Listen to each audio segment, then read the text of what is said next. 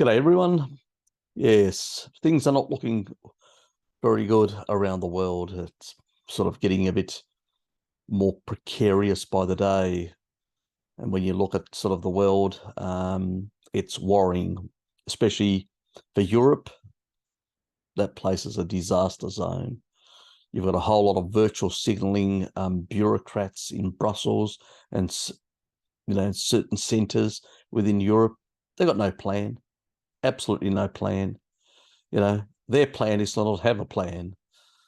It looks like it. When you look at the situation, it's just bizarre. It's the only way I can characterize it. I've never come across, I mean, even when America was actually having some energy difficulties a few years back, what did they do? They go, how do we fix this? We need to fix the supply side. So what did they do? They encouraged more shale oil extraction because they realized, they needed more oil. And, you can't keep on printing dollars if you can't basically keep your economy productive and profitable. At some point, people will lose confidence in your currency, will lose confidence in your economy to invest. So they, did what they had to do. You look at Europe, it's just a basket case. It's a madhouse. It's a lunatic asylum. You've got windmills and solar farms, and we're going to transition. Our population is used to lockdowns. It's used to sort of the crisis of the last 2 years. They will cope with an energy contraction with this. They don't even realize there is a massive energy crisis. And you've basically got the Fed on one side trying to fight down supply by shrinking the money supply and pushing up interest rates and forcing money back into the dollar. And as a consequence of that, they're fighting the oil producers, and they're trying to push down inflation in a way where they're trying to reduce demand within their own economy, which basically means they're trying to starve the population slower. Then you've got strategic reserves that are being overused. Well, they're being overused specifically just before the November elections. So once the November elections go, then they'll basically give up on that whole strategy. The Saudis have basically, OPEC have basically dropped a couple of times now, but like a million barrels of oil. And while they're holding off at the moment, it may be some sort of sketchy sort of a deal that was done between the Saudis and under duress with a Biden administration. But there is an earmark. They've actually even announced it that they will actually in December reduce another million barrels of oil. So it's quite clear what's actually happening. You've got the OPEC trying to hold up, which is a cartel, basically, let's be honest, trying to hold up the price while the Fed is trying to constrict demand. And I always say in this, let's put it this way, the producers are going to win this one in the long run, because basically you cannot continually contract demand in your economy without having social explosion in America. But it'll happen. It's already started in Europe and it'll intensify. Europe, the biggest problem there is, it is a real energy crisis, way beyond, because they're not a producer.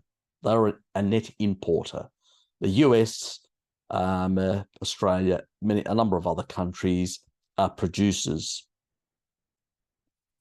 China's got Russia, and certain oil fields and gas fields, and they've locked up a number of gas fields and oil fields in Asia and in Africa, so they're in a slightly better situation. The funny thing is, some of those strategic reserves also went to China. Isn't that funny? There was a different reason for that, is because by sending it there, they were able to, in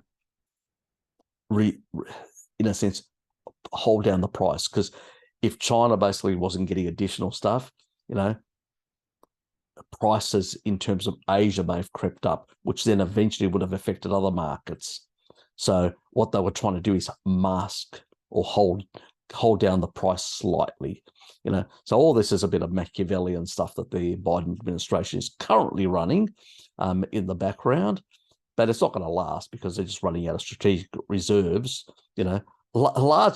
Actually, he was lucky to find an increase in the strategic reserve, which was purchased back in the Trump administration at $20 more or less. I think it was 20 plus. And he beefed it up at the time, which now allows this administration to basically use those strategic reserves for political reasons, to basically still look fairly good that they bring down the price. We're doing some.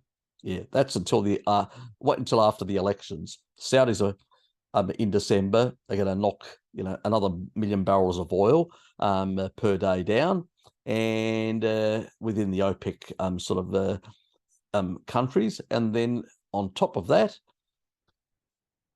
you've got a continuing contraction that is being done with these higher and higher interest rates to basically deal with this problem. It's basically protecting the banks. Let's just put it this way. Let's just be honest about it. It's inflating. It's basically protecting the banks. The problem is, while America can actually still has some level of economic activity and stuff like that, so they can cope to some extent, Europe, which is energy constraint, what is happening is their GDP is shrinking.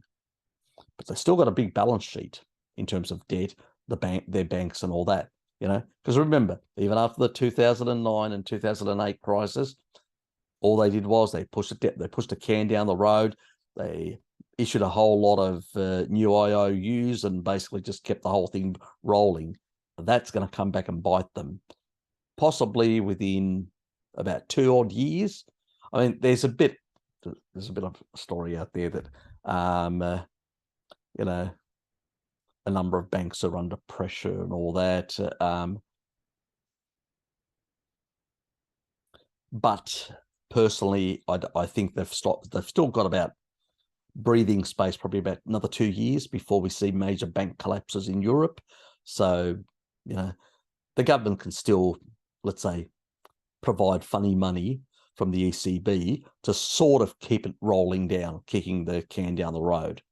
But they can't do it forever, inevitably. If the economy contracts even further, and Europe is a net importer, starts contracting even further, this is going to be a major problem for the European, for Europe in general. Just let's put it that way. It's not looking good, and it's going to get a hell of a lot worse.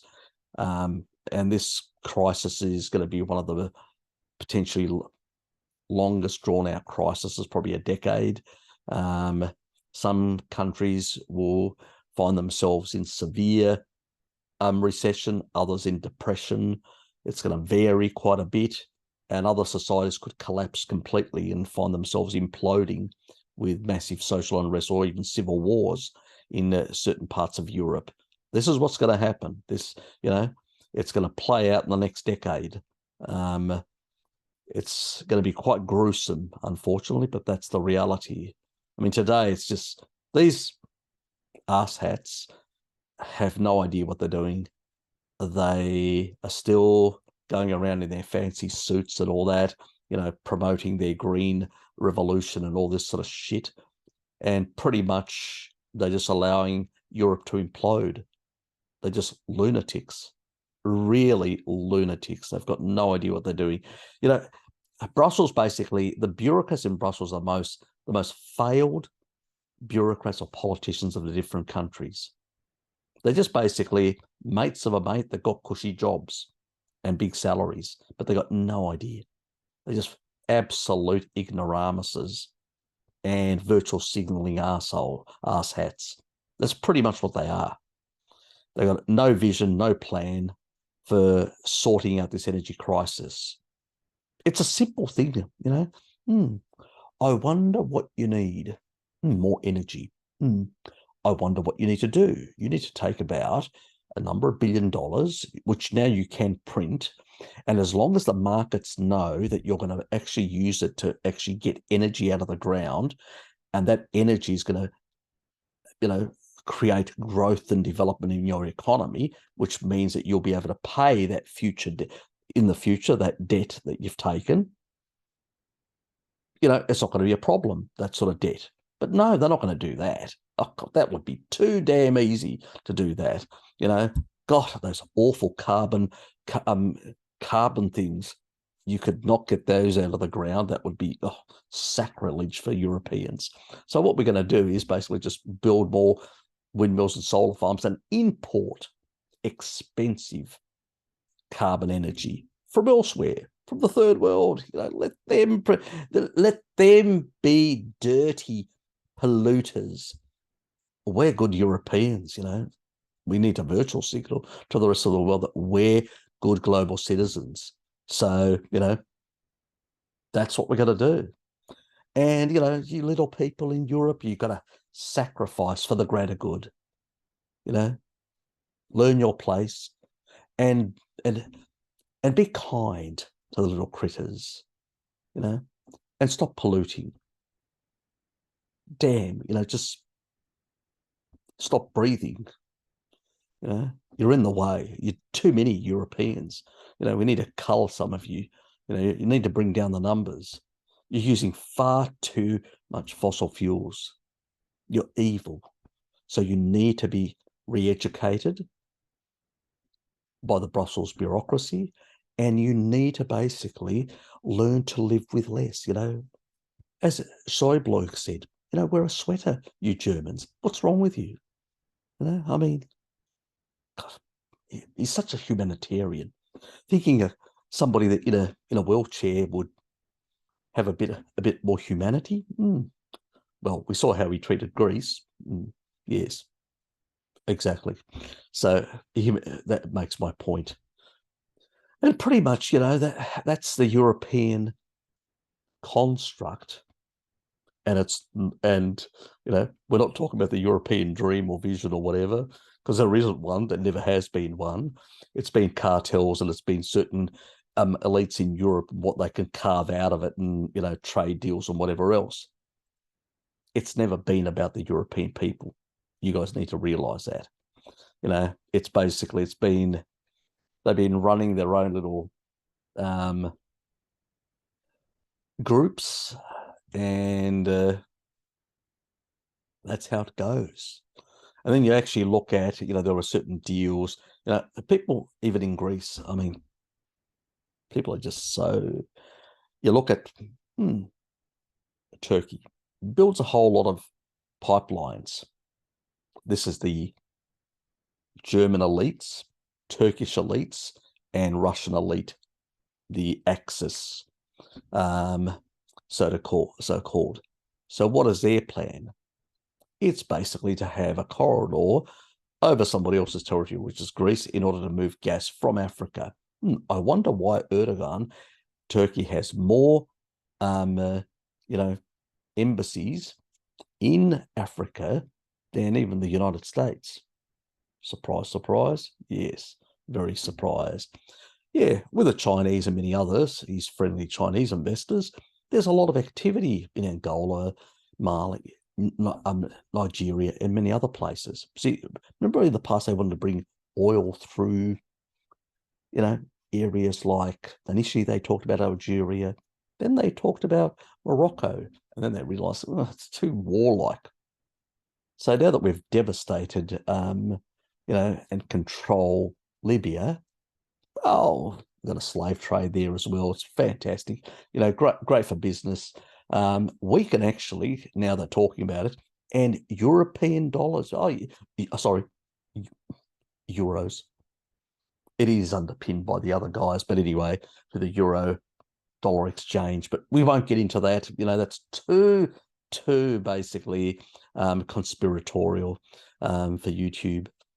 But pretty much we've got a massive investment from Europe. I mean, all these virtual signaling on with their lattes sitting there and saying, "Oh, I've got my windmill here and my solar panel there," but I'm providing aid to, billions of dollars to some of these African countries, and they will be very nice, and they will provide us with some gas through the slave markets of Libya.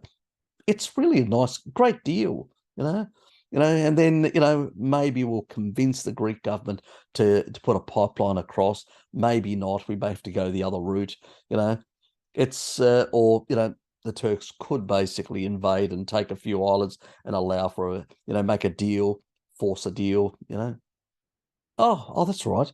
Macron recently, the great champion of the Greeks. Yes, apparently had a conversation with Erdogan, because Erdogan's a businessman. So, all these revisionists. Or have you seen the latest?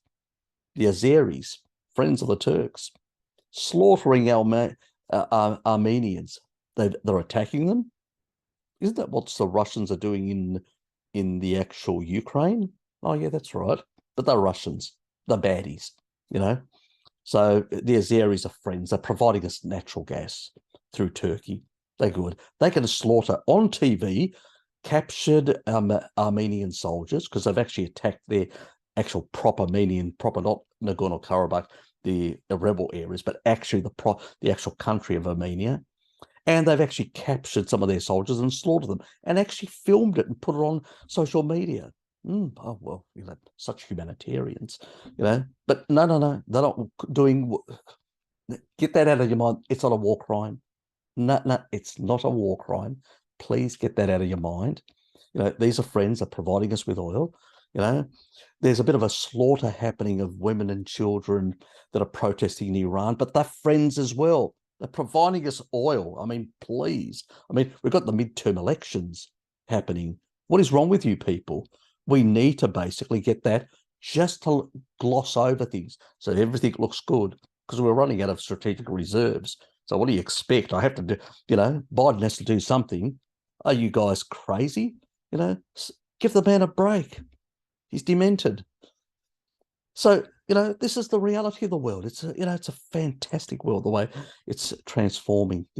Europeans are going to learn to live with less. Just get used to it.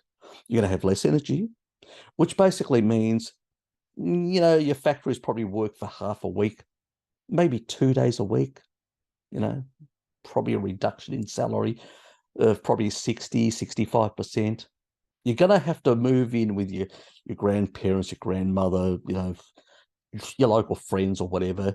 You're going to have to do with less. You can't run so many households. You people are so selfish in Europe. You've enjoyed high living standards for so long. It's disgraceful. It's about time you learn to live within your means. It's the reality. This is the new world order. So, I mean, our friends at the World Economic Forum have got a really great plan for you guys. Oh, fantastic. Their mate Soros, he's actually running all these organizations to help you guys out. Yeah. Oh, did I forget the other thing is that great humanitarian Soros and his different organizations in Greece. What are they doing? Oh, that's right. There's a couple of their mates from Norway. Oh yeah, that look, forget about Norway is not producing oil and gas. That's a lie made up by the Greeks. It's a lie. Don't believe it. But yes, they do have a big fund. It sort of magically appeared. It wasn't carbon-based. It's a magical fund. Okay, get that nasty stuff out of your head. So basically, they've had this beautiful fund and they're providing some money. Well, they don't want competition. Who would want competition? I mean, God, they've had the Russians for many years having to compete with them. That's why their fund is only slightly over $1 trillion. I mean, they actually use their fund also to pressure the US government not to increase extraction. Well, that would lower. I mean, it's a competitor. I mean, please, these people want to bring down greenhouse gases. They're using their imaginary resources in order to build up a big fund and then make strategic investment decisions. And it's not to basically exclude competition and keep the prices up and inflation up to make things difficult for people. No, they want you to go green. I mean, there's no other way. We need to As Obama said, we need to price things so high when it comes to fossil fuels. We're going to force you to become green, buy a green sweater. Or even better, get some lamb's wool, knit a beautiful jumper. Perfect. As So Bloke said, perfect. It'll keep you warm in the coming winter. So, you know, I mean, these are the great solutions. These great thinkers in Europe, they've come up with the greatest solutions. Why pollute the environment? Definitely not. Let's let all these other revisionist states, these nasty dictators around the world, let them do all the dirty work and provide us, at a high cost. We will be good global citizens, and we will basically not do that sort of stuff, that naughty stuff. We will stick to windmills and solar farms. That is your future. That is what you'll be producing, even though it's we do have some issues with material supplies, the global supply chain. It's all that damn viruses. It's the Chinese, and the virus. It's really that. It's not us. That couldn't be helped. It's really couldn't be helped. And Fauci had nothing to do with it. Honestly, he had nothing to do with it. That money was for some other research. People just say too many things about that poor man. Such a great humanitarian, does fantastic research to find ways to basically save humanity. Oh, they should give him a Nobel Prize. I mean, why hasn't somebody given him a Nobel Prize yet? What is wrong with this world is all I can say. I need a latte to continue. But anyway, we'll leave it for later on. I'm going to sacrifice myself, for you guys, So I'll do that later on. Now, I mean, what's the future of Europe? Well, restrictions for your own good. For your own good. Now, we don't want you eating as much meat. I want you to basically, I mean, you only need a few grams of protein a day. I mean, these carnival people and these other people that make up, you need all this amount. I mean, God, you can actually fast for a couple of days and still do okay. And at the end, if you really want some protein, I mean, we've got so many supplements out there. I mean, what's wrong with you guys? There's the pea protein stuff. There's the soy protein, Forget about the endocrine stuff. That's just nonsense made up by, those low carb people. Don't listen to them. So really, I mean, that's the sort of food, that's how you're going to, it's quality stuff. It comes out of a factory, certified by Uncle Sam, and the World Economic Forum. So what else do you want?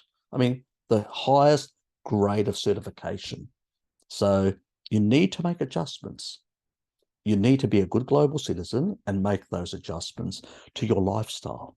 It's unacceptable, to basically not follow their future plan. It's more than a utopia.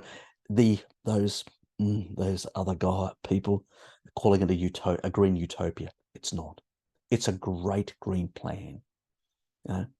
We've really thought it out over lattes, but it's a great plan. So that is your future. You have to live with less. It's, you're not a good global citizen from owning too many things, using too much energy. I mean, that's racist. You're being really bigoted by doing that. Just think of all those children in Africa. You need to send them euros to basically help them send you maybe some gas, dirty gas. But look, I know we've outsourced that, but they don't have many other things to use at the moment or provide to sell. So it's a sacrifice we have to make. Just remember that. So ultimately, boys and girls, little kiddies. We have to make with less. Stop being so selfish, you Europeans. You've lived off the hog for far too much. God, especially those Germans. Definitely, they've been living off piggy like mad. So all those euros coming in, flooding, it's sort of really affected their mental state. You'll learn to live with less, and you'll feel better. You'll feel happier. Don't forget, we've got future developments, the pod, new kibble products. Oh God, you guys have no idea the stuff we're preparing for you guys. The metaverse. Oh, look, you won't even have to get out. It'll be low cost. It'll have a solar panel and it will be connected to a wind farm close by. I mean, it's going to be a great future, so don't worry about it. We don't need to extract Greek and Cypriot, all this, what is wrong with the Greeks, and the Cypriots and the Israelis and, the Egyptians down there. And, why do they want to extract all this gas and send it to us? I mean, they're Europeans. What is wrong with them? Leave that for the others. Leave it for the Russians. They do the dirty work. The Turks and that. Leave it for them to do it. We don't need to produce. Who cares? They can do that sort of stuff. Oh, that's how funny it is, guys. That is your future. That is how ridiculous this whole thing is. Countries that basically have resources, these people are undermining the market by putting these caps, on price and stuff like that. It's not what you do. You extract. Europe has got heaps of coal, heaps of gas, heaps of petroleum.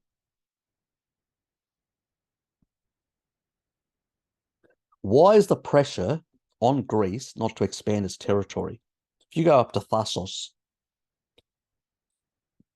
it's actually been, I've seen some of the stuff out about 10 nautical miles. Is massive oil through there. And Emir 96, people remember there was a big crisis over a little islet which belongs to Greece in terms of the Treaty of Lausanne. That all the way down, it snakes down to Crete, and below Crete it comes out on the other side. Massive oil and gas. There's shitloads. But again, Greece has got a great green future, according to their government. But these sort of resources are not being extracted. It's madness. Europe could become energy independent.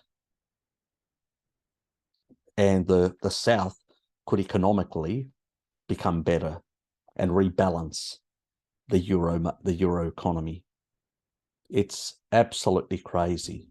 The Germans should be investing in Greece and investing in Cyprus and those sort of areas, and they should be sending their vessels and all that to back the French and everyone else. But they're not, because you've got crazies in these governments that are basically virtual signaling, and rather than actually supporting European industry and extraction of shale oil and gas and gas fields like in the oceans and stuff like that, and coal-fired power stations, because one thing that Europeans can do is their coal-fired power stations are much cleaner in terms of emissions and stuff like that, because they're technologically more advanced than many other parts of the world. They've been doing it for so long, trying to reduce, particulates and whatever else. So they could actually do it better and actually produce more energy with less emissions. So it's nonsense. That is the solution. It's not, there's no magical solution. You can't print your way out of it. And if you try, you'll just collapse the banks quicker and collapse all the European economy. Because if there's no growth and you've got economic contraction and you're growing the money supply, you're going to get into hyperinflation. That's just crazy. The only way to mitigate inflation is cheap energy. You need to extract, like the Americans did back then, and now they're not doing, because they've got idiots and a demented leader who's unwilling, who just basically wants to embrace and have, let's say, carnal thoughts with windmills and solar farms. But the reality is, they need in the US, to start extracting more oil and gas, and Europe needs to do the same thing, because if they don't, they're going to be in a mess of hyperinflation and European banks collapsing in about the way they're going at the moment, probably 2 years' time. Could happen earlier, but I suspect they'll drag it out to about 2 years' time. But it's going to be really nasty. Next year is going to be really nasty. And I can see there is no way out, really. The level of energy, I mean, we're talking about, about 165 billion cubic meters of gas. And, and there's been massive, which is what the requirements are for Europe every year. And we've got massive reductions in coming in from other parts of the world. And I mean, even if you want from Africa, it's going to take 5 to 6 years to build pipelines and get it to the Mediterranean coast in Libya anyway. So that's not a viable solution. And then you've got the situation with the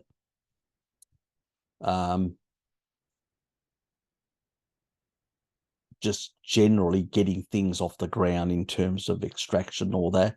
You could probably get out of Greece extraction within about 18 months, gas, that is, and some oil. That would help.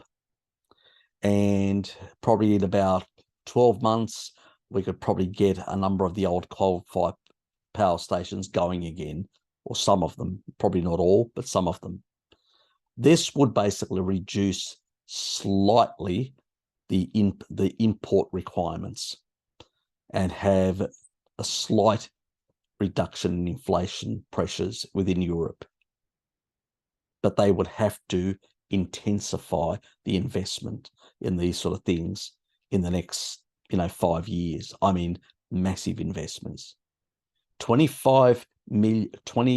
to 25 billion cubic meters of natural gas from America isn't going to cut it. It's a drop in the ocean. So biggest problem for for most of Europe is energy is going to become less available. And those countries, especially in the north, which are industrial, which have got manufacturing, they're the ones that are going to be hit the worst. So I mean, places like Greece actually does 10 times the refining, because most of the oil comes from Saudi Arabia. You've got long-term contracts with Saudi Arabia, and stuff just comes into Greece and gets refined 10 times what the economy uses. This is how funny it is, how things reverse, where now Germany's the basket case and Greece is in a much better position. It's crazy how the world works. But the reality is, if the Germans, even when they went to Greece and asked for certain things, they actually got them. Isn't it funny? The people that you treated like shit, you Germans, are the people that basically are coming and providing some aid and support to you now, and are even talking about, not being selfish, but actually even talking about, sharing and, doing through some European scheme and all that. Yeah. Maybe you'll learn something to basically view my ancestors a bit differently, with a bit more respect. But anyway, the other thing is that Europe really needs to get their act together. Extract energy. That's what has to happen. If a political party says they're not willing to extract fossil fuels, don't vote for them. Blast your social media with, extracting carbon energy. We built civilization on carbon energy. There is not, I did that other video. Remember, I'll put it up here, that other video. It's just not enough materials to basically build enough windmills and solar farms. These people are just completely, it's as if they've come from another planet with bizarre thinking. That is the rarefied world of these people in Brussels. They've got no freaking idea. Absolutely no friggin' idea what they're doing. They're the most dangerous Europeans. Europe is at greater risk of, famine, war, conflict, economic collapse, and stuff like that due to these lunatics. So, that's the reality, the truth about it. And the German leaders really mismanaged the situation where they promoted these policies in order to get cheap gas from Russia and use that to basically make themselves more dominant economically. So the elites of Germany have got a lot to answer because they were the ones pressuring the Turks to pressure the Greeks not to develop the oil fields by threatening them. That's the real story behind, the German elites and their nasty, evil schemes, So that's really, what was behind that. And the Americans had their own scheme. They were realizing, because America is a dominant, they were seeing the Germans basically, they're trying to do their own thing, build their own little Eurasian empire. They failed with World War I and World War II. We'll bring that all under, we'll tear it apart. And that's exactly what they did. So, two economic rivals. One was trying to become a superpower with Russian oil and gas and raw materials, cheap raw materials. It's the reason why they went to war twice in that direction. And after that, they tried to do it in a peaceful way under Merkel. So that's the problem. The elites of Germany have really made a mess, and they control pretty much Brussels and still do. So really the revolution has to start in Germany. The Germans need to get rid of these people. And also the Germans need to learn one lesson. If you want to live in peace and you want to live in a prosperous Europe, you need to basically learn to work and not be arrogant in telling other Europeans how to live their lives, and learn to work in a collaborative way with the other Europeans. That's what you need, and stop virtual signaling, because that's the reality. That's why you're there where you are. You are there because of the policies of virtual signaling and superiority that you've displayed before World War I, before World War II, and before this crisis. That's why you're there. You need to basically learn to basically put that arrogance to the side, because you have paid. This is the third time you've destroyed yourselves. This is the third time. When will you learn? Is what I'm saying. When will you learn? Or are you going to start a third world war? Go crazy and vote some Hitler in. When will you Germans learn? Is what I'm saying.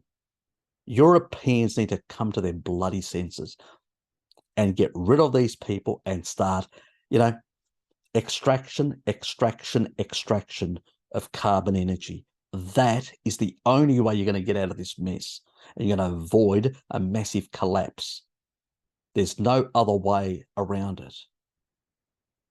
So hope you enjoyed the previous humor, but this had to be said because this is what really is the crux of the issue. As I've said, the energy potentiality in the system is what determines the ability to produce goods and services. At the foundation, it's always been energy. Every single conflict has been over energy. Go all the way back to history. Persians and Greeks over olive oil trade. Well, what is olive oil? They use it to lanterns, to light up cities. A lot of money in that, So there's always been, whaling. Australia was actually discovered because of whaling. and there was a big fleets in the Pacific from the British to protect that whaling, that energy, because that was used to lanterns and light up the cities of London and other cities. Then we moved to other things like cottonseed oil and things like that. And then when petroleum came around, we started using that to feed people. That was a bad thing. Anyway, we know that, toxic seed oils. But the reality is, we've had coal wars, and if you take a look at where conflicts take place and then look at the reserves in those energy reserves and energy extraction that's happening, or corridors that are actually moving that stuff, you'll be surprised. Then it'll click to you and say, okay, yeah, energy is the underlying thing, and we've been fighting over it for a very long time. So in order to avoid another conflict over energy, a massive conflict, we need to basically start Europe needs a new energy policy, the US needs a new energy policy, and many other parts of the world.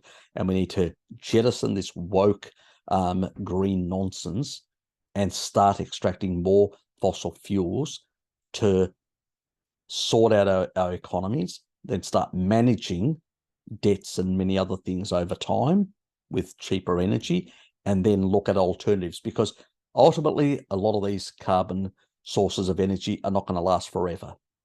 We are beyond peak levels for oil, gas not yet, but oil definitely. So we've got no option but to go, through electrifying our economies in certain ways and stuff like that. Nuclear is the other option. Thorium, molten salt reactors. We've got enough. I mean, Australia's got enough resource in terms of thorium to supply energy for the whole planet for about well over 40,000 years. Let alone by then we'll have come up with, who knows, antimatter energy from antimatter and whatever else, using very cheap particle accelerators that can produce antimatter. But anyway, that's the future. There'll be their energy problems. But the reality is we need to make some radical changes on the energy front. And we need to, these people that are promoting it is a war between us and the bankers, really, to be honest, to be just cut through the bullshit. They basically, through the Fed, are trying to do this to protect their own bubble of garbage. And at the same time, that's another reason for, digital currency and controlling money and who has it and stuff like that, to be able to manipulate it the way they want to. Can't have people having control of the money. It has to be us. We're so good at doing that. Yes. And this is the sort of things that are sort of happening at the moment in the background. People are missing a lot of this information because it's just not being reported anywhere. That's, the reality. You don't hear about all this stuff unless they want you to hear. That's when they'll make sure you hear. If they don't want you, you'll know nothing about it. So once we don't need Iran anymore, yep, we'll tell you about all the nasty things that happened there. Same thing with the Azeris or anywhere else. It's the way they work, And if they become problematic, then we'll knock them off and we'll put another dictator. We've done it plenty of times. That's the sort of situation that exists. You've got also the situation in Europe when it comes to the food supply. There's a lot of problems there, quite horrendous. All I can say to people is prepare for the worst, because it is going to get very bad. If you can store some energy, store it. Whether it's, probably firewood is much easier. Some people I know are getting like big kerosene type containers to put oil, so they've got it.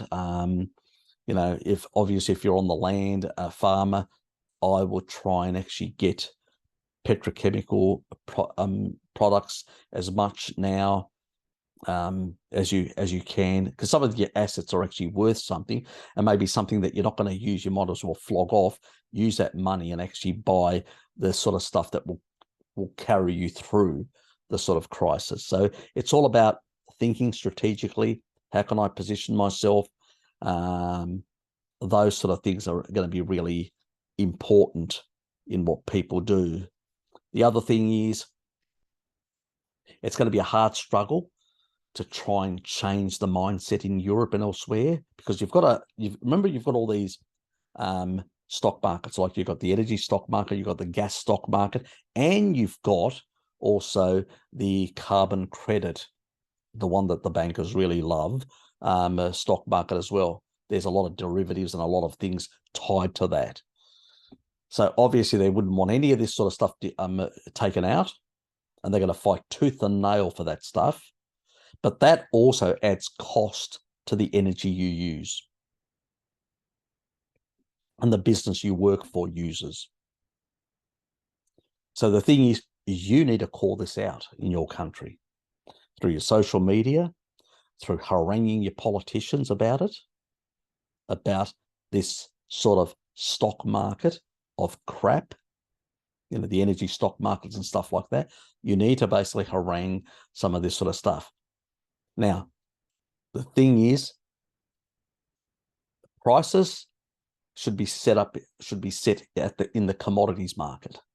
They should not be set by these artificially created entities where it's really for speculation. That's what it is. Just to be clear about it, the purpose is what it's been created. It doesn't create any wealth. It doesn't extract anything.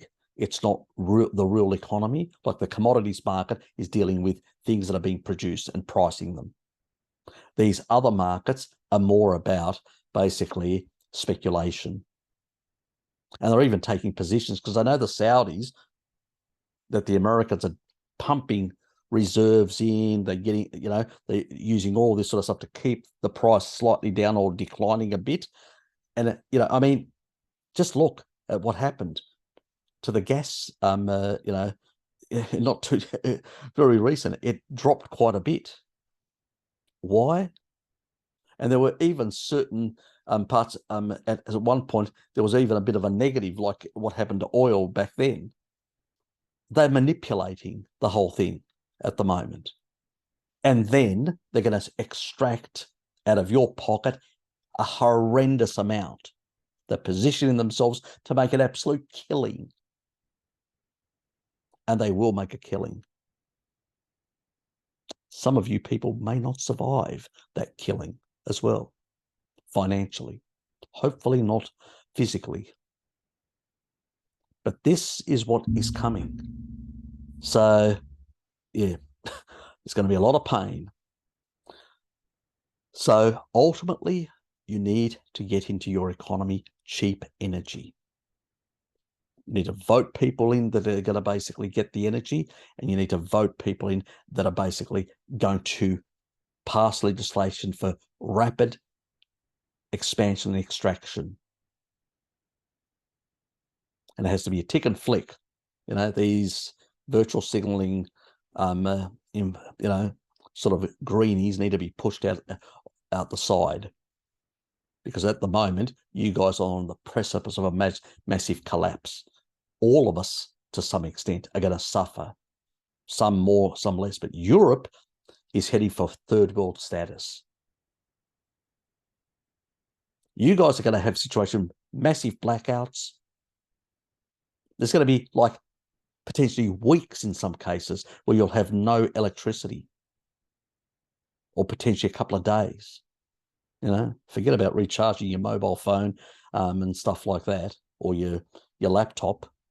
You're going to have to become sociable again. Probably may not be a bad idea. That part is probably going to be beneficial in the long run, rebuilding communities. But it's going to be really bad, guys, especially in Europe. You really have to get prepared for this. I can't say how bad.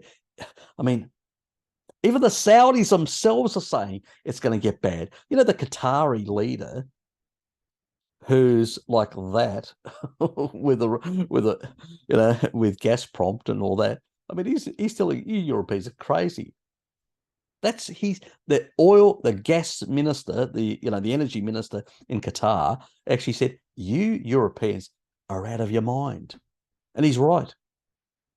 Even though he's a bit of a nasty person, but he's right.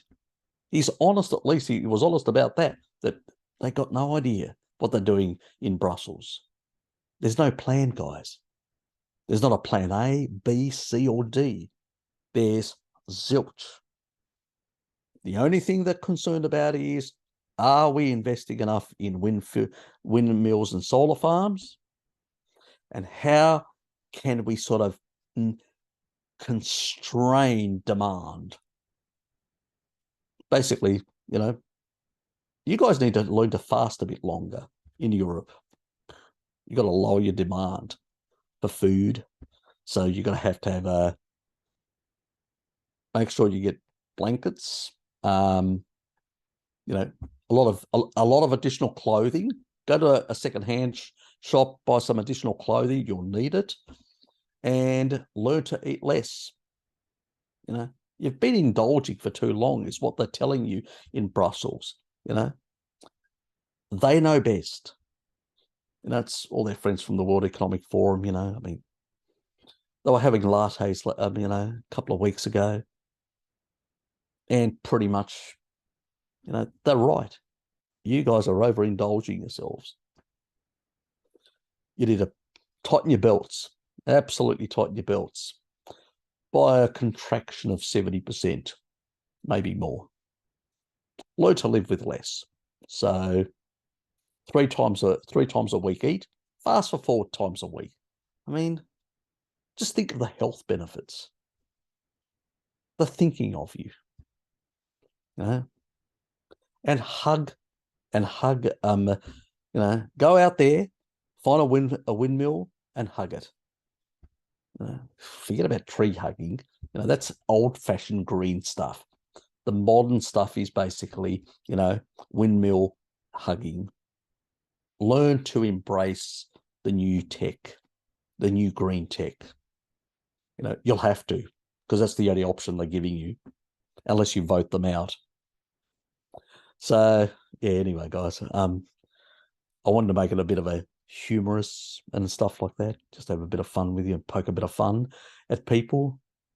But it is also quite a serious conversation that people have to have. You've got to realize what's happening. I'm sort of looking and even talking to people who basically are in the commodities industry, the traders, people that know this shit, and they're going, Europe's a disaster zone. Do you think these people are stupid? I mean, they know more about the economy than any of these politicians do. And some of them have the decency to come on forums and stuff like that and tell people like me and others about this sort of stuff. That's the reality. So we should consider ourselves very happy. And I'm passing that sort of information on in a very sort of black humorous way. But the reality is things are going to be really bad. I'm not kidding you. And the majority of the the gas that actually Europe is getting is coming through the Ukraine. I mean, even an accident, God, you guys will be basically in the dark for a number of weeks, potentially, if something like that was to happen. Things could get a hell of a lot worse than they are right now. I'm not kidding you guys. So you've got to make plans for a really bad future, because it's going to get really bad. And you need to basically promote the idea that we need to extract energy out of different parts. If we're going to invest any money, it has to be carbon energy. There is no other way. You pump back into the veins, the European economic veins, shitloads of cheap energy, Europe will come back to life. And so will their communities and industries. There's no other way about it. If anybody tells you any other, they're talking crap. You know, they've got no idea. It's like these people are heading to the cliff and they can't even see it. It's madness. Anyway, guys, that's about it. I've had enough fun. Sort of being a bit of a party pooper over Europe, but that's the reality. Anyway, see yous.